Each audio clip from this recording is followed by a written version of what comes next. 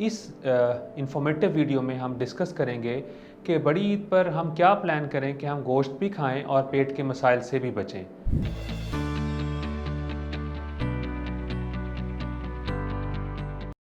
बिस्मिल्लाहिर्रहमानिर्रहीम।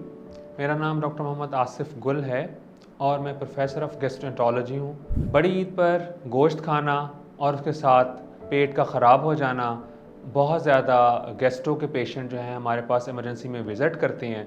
तो इस इंफॉर्मेटिव वीडियो में मैं कुछ जनरल प्रिंसिपल्स आपसे डिस्कस करूँगा कि हम गोश्त तो खाएँ लेकिन हमें पेट के मसाइल ना हों या कम अज़ कम हों, जिनको हम घर पे होम रेमेडीज़ से सही कर लें। तो सबसे पहले बात यह है, किसी भी चीज़ की ज़्यादती जो है ना वो जिस्म के लिए नुकसानदेह हो सकती है। इस दफ़ा बड़ी ईद के ऊपर बहुत सारे फैक्टर्स ऐसे हैं जिससे ज़्यादा गोश्त या ऐसी इस तरह से गोश्त खाना कि आप कच्चा गोश्त खा लें, मिर्च मसाले वाला खा लें, ज़्यादा चिकनाई वाला खा लें या बार बार खा लें और लेट नाइट खा लें, ये सारे वो फैक्टर्स हैं, ये सारी वो चीज़ें हैं जो उसी गोश्त को जो हमारे लिए सेहतमंद हो सकता है, हमारे जिस्म को तवानाई मुहैया कर सकता है, हमारी सेहत के लिए मुफीद हो सकता है, लेकिन इन फैक्टर्स की वजह से वो सारे का सारा हमारी सेहत को नुकसान पहुंचाता है और इसका बहुत ज़्यादा बर्डन हमारे मैदे और आंतों के मसाइल पर आता है।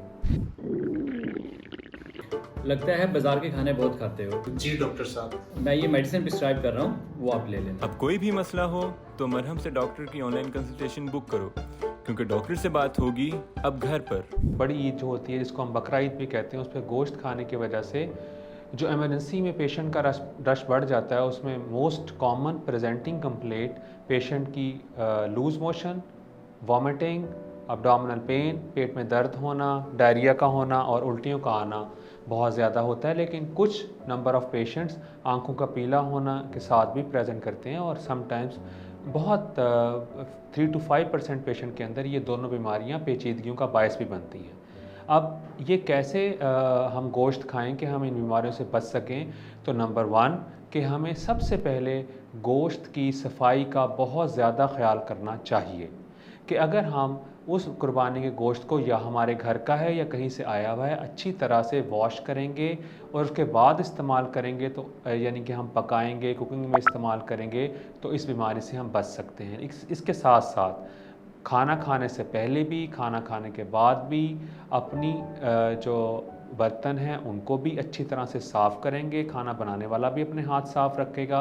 यानी गोश्त तो अपनी जगह खाएंगे, लेकिन अगर हम अपनी अपनी जगह पर हाइजीन बेहतर रखेंगे तो हम इस किस्म के अलामात से बच सकते हैं। फिर अगर हमें गोश्त वाफर मकदार में मिल ही गया है तो पेट तो हमारा अपना है, मैदा तो हमारा अपना है, हम उसको ज़रूरत के मुताबिक खाएं। ये नहीं कि हमने अभी कबाब भी खाए हैं, थोड़ी देर में हम कढ़ाई भी खाना शुरू कर दें और उसके बाद हमारे सामने तिक्के आ जाएँ तो हम वो भी खा लें, उसके सामने हमारे पास कीमा आ जाए तो उसके कोफ्ते भी बने हुए हम खा लें। तो हम अपने पेट की रिक्वायरमेंट के मुताबिक नहीं खाएँगे तो फिर दोबारा हमें ये बीमारियाँ हो सकती हैं। तो फिर हमें अपने पेट की ज़रूरत के मुताबिक उसको खाना चाहिए। और इसी तरह से अगर लेट नाइट हम गोश्त खाएंगे बहुत ज़्यादा तो वो भी अगले दिन हमारे इसी किस्म की मैदे और आंतों की ख़राबियों का बायस बनेगा। तो ख़ुलासा कलाम ये है इन शॉर्ट कि अगर हम सफाई का बेहतरीन ख्याल रखेंगे, बेशक वो गोश्त की हो, बेशक वो खाने से पहले और खाने के बाद अपने हाथ धोने की हो, बेशक वो जो लोग किचन होल्डर्स हैं उनकी सफाई से मुतल्लिक हो, बेशक वो उन बर्तनों से मुतल्लिक हो जिनमें हमने वो गोश्त खाना है, तो हम मैदे और आंतों की बीमारियों से बच सकते हैं। गोश्त भी हम खा लेंगे और हम सेहतमंद भी रहेंगे। दूसरे नंबर पर हम खाना गोश्त उस वक़्त अपनी ज़रूरत के मुताबिक खाएं। ये नहीं कि अगर बहुत ज़्यादा गोश्त अवेलेबल है तो हम बहुत ज़्यादा अपने पेट को भर लें। और तीसरे नंबर पर हमेशा रात का खाना ईद के दिनों में आप अर्ली खा लें, जैसे इशा अगर 9 बजे हो रही है तो उससे पहले पहले अपना खाना फिनिश कर लें। और ज़्यादातर खाना जो हैवी मील आपका होना चाहिए वो आपका नाश्ता होना चाहिए, ना कि लेट नाइट मील्स होने चाहिए।